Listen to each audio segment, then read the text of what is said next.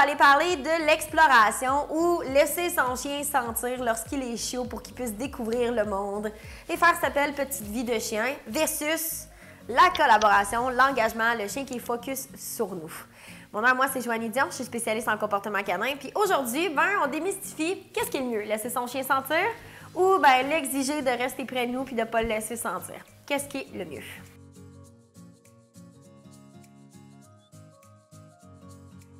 Donc, explorer, qu'est-ce que ça veut dire pour un chien? Ça veut dire faire sa tournée, sentir, d'aller voir, de regarder les choses, d'être en mesure de pouvoir évaluer est-ce que c'est dangereux, pas dangereux pour nous. Ça veut aussi dire comportement qui se renforce par lui-même. Parce que sentir, en fait, ce qu'on doit savoir, c'est que ça joue quand même beaucoup au niveau du cerveau et ça va aller créer un petit peu de dopamine, un petit peu de cortisol selon le stress. Ça va aller créer un petit peu aussi, quelque chose de positif pour le chien dans certaines mesures. Ce qu'on doit savoir, c'est que si mon chien a beaucoup d'exploration, comme on appelle, c'est-à-dire que le chien qui sent partout, ce qui va arriver, c'est qu'on va avoir de la difficulté à aller rechercher cette collaboration-là par la suite.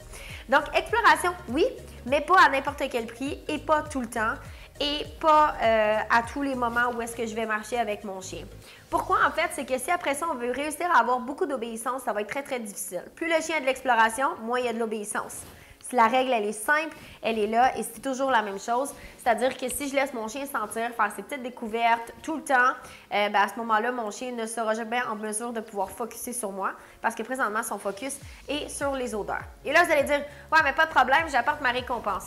Ça va, mais il y a certains chiens que c'est tellement plus intéressant d'aller sentir, d'aller découvrir, de faire tout le cheminement au niveau du cerveau que juste ce comportement-là se renforce par lui-même. Et donc, la récompense versus ce comportement-là ne sera pas assez haut. Donc, vous venez de perdre votre motivation.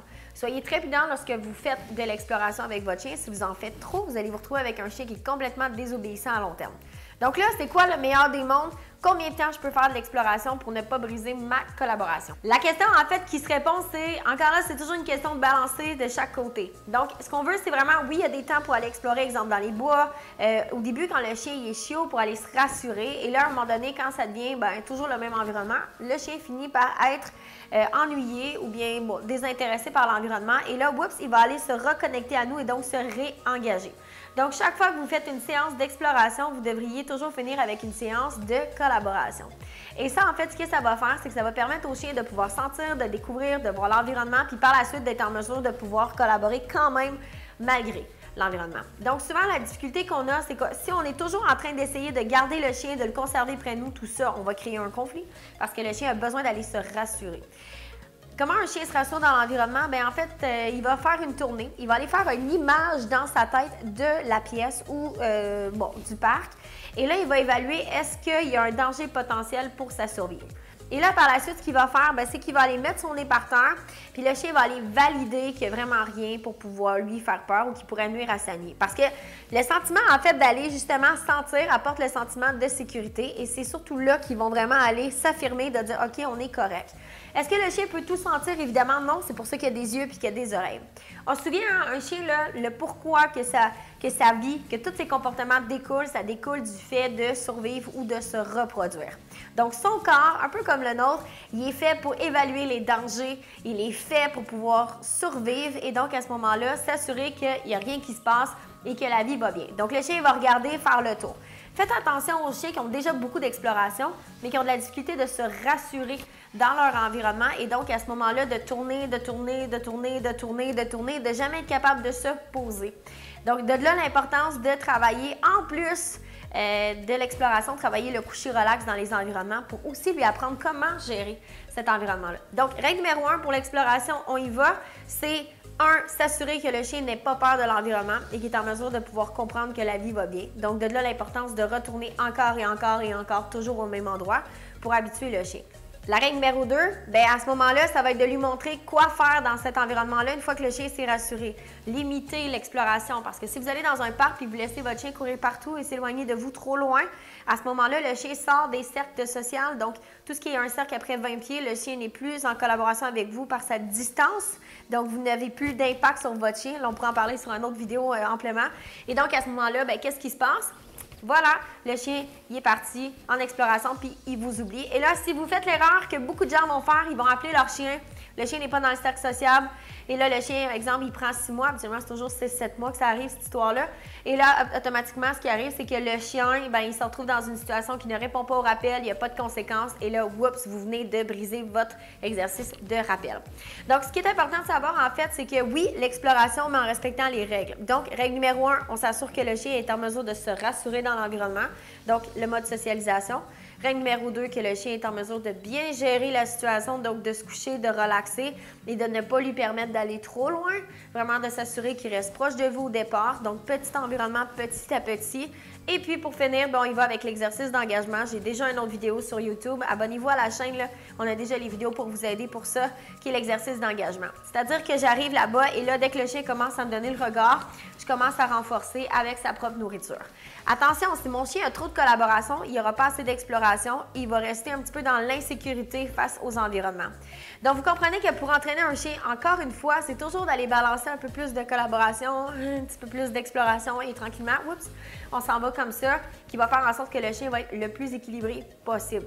Donc, oui, laisser son chien sentir, non, le laisser sentir tout le temps et non, le laisser sentir à sa guise et à ce moment-là, de vous influencer avec la laisse. Donc, l'influenceur majeur, c'est la laisse. Le chien, il vous tire dans la direction où est-ce qu'il veut aller, donc il sait très bien qu'il vous influence par la suite. Donc là, vous tombez en fait à avoir de la difficulté à faire une marche au pied par la suite parce que votre chien est habitué d'influencer la marche.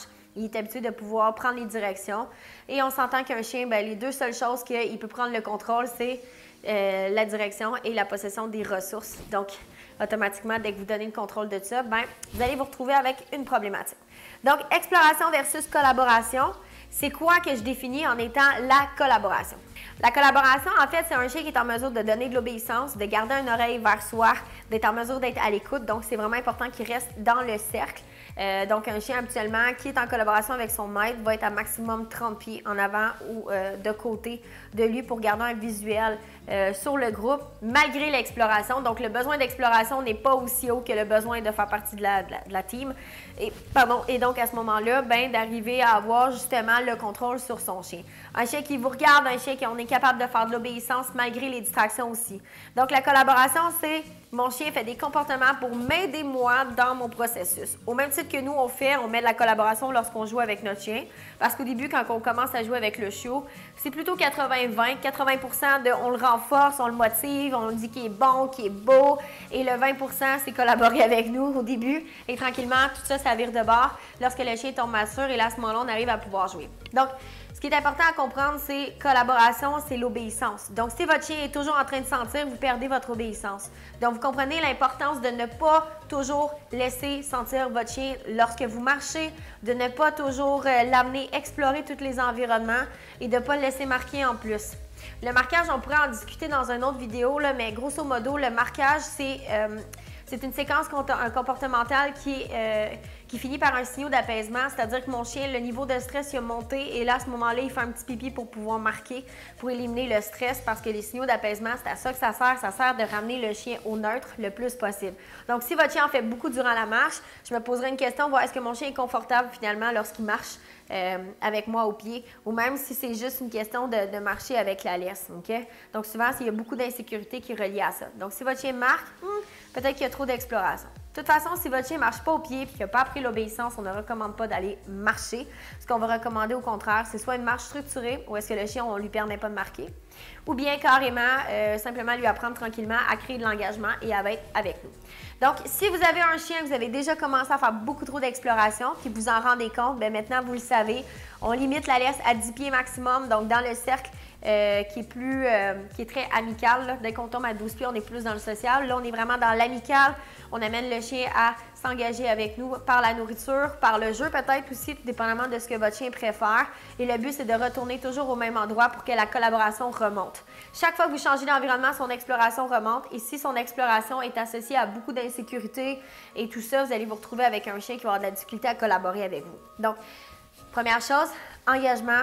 Par la suite, travailler justement à ce que le chien ait une bonne obéissance et par la suite, demander les commandes de base. Si vous avez beaucoup de difficultés à avoir de l'engagement parce que votre chien est trop excité, l'environnement est beaucoup trop intense, on commence avec un coucher relax avec une tension dans la laisse. Donc voilà, c'était la petite vidéo qui expliquait Exploration versus collaboration. Est-ce que mon chien marche au pied lorsque je marche ou est-ce que je le laisse sentir? Qu'est-ce que je devrais faire? C'est simple. Il n'y a aucune des deux qui est une bonne réponse. Encore une fois, c'est de bien équilibrer tout ça pour s'assurer que le chien est stable, il est confiant et qu'il a une belle attitude. Et évidemment qu'on ne perd en aucun cas notre obéissance. C'est vraiment important. Alors voilà, abonnez-vous à notre chaîne si vous voulez avoir d'autres vidéos. L'objectif, c'est de vous éduquer, de vous en donner plus et tout ça gratuitement évidemment. Donc profitez-en au maximum. Merci.